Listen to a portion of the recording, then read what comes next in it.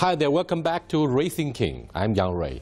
We have to be philosophical about China's speed. To play it safe, China is rebuilding itself.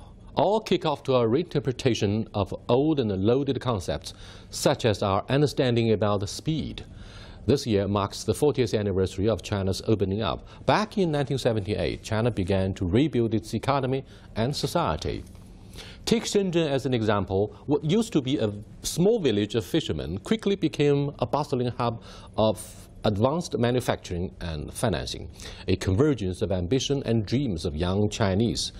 The Shenzhen speed wowed the whole world by building one floor each day. Soon, the skyline of the village was transformed into a modern metropolis with hundreds of high-rise buildings on the doorsteps of Hong Kong. Shenzhen people proudly took themselves as New Yorkers and delivered the slogan, "Time is life, efficiency is cash." This was a wake-up call for a red communist China in the early 1980s. But our miracle soon turned into a nightmare of environmental decline and overcapacity based on astronomical local debts. Controversially, we have entered into an era of alleged assertiveness and self-inflation with the rise of nationalism. American media and lawmakers, Democrats and Republicans alike, start to reassess our influence and their old policy of engagement, taking China and Russia as strategic competitors.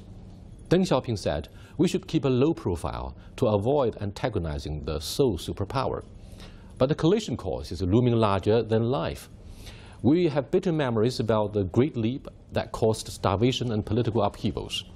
Is our attention span as short as Americans who beat the Soviet Union but stepped into two long, bloody wars after September the 11th? What should be our road step and speed?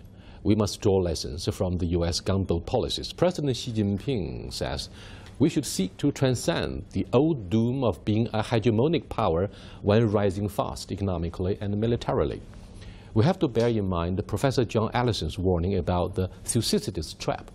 But how can we ensure corner overtaking with digital technology and our pioneering pursuit of AI when our per capita GDP lags far behind? A recent article about China's experiment with a maglev railway on 2 hours travel between Beijing and Shanghai has triggered a debate about China's speed. No doubt, our high-speed railway, e-commerce, online payment, as well as sharing bicycles lead the world, and hundreds of startup companies are talking about the advent of the blockchain era. Venture capital starts to pour into this area. Instantly, transactions can be executed with blockchain. Can China slow down to ease the worries of our alleged strategic competitors? Not sure. But Mr. Liu He, Chief Economic Advisor to President Xi Jinping, says at this year's Winter Davos that China is prepared to develop qualitatively. We have to first of all avert systematic financial risks and to complete poverty alleviation in about 5 years. We need to have an environmentally friendly land for our children. Besides, China is getting old before we get rich. The Chinese speed has to be moderated and compromised based on careful planning. No rush, no anxiety, and no self-inflation.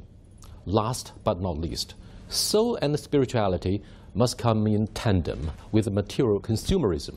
Otherwise, China would look like a giant with clay feet. Thanks for watching. Goodbye.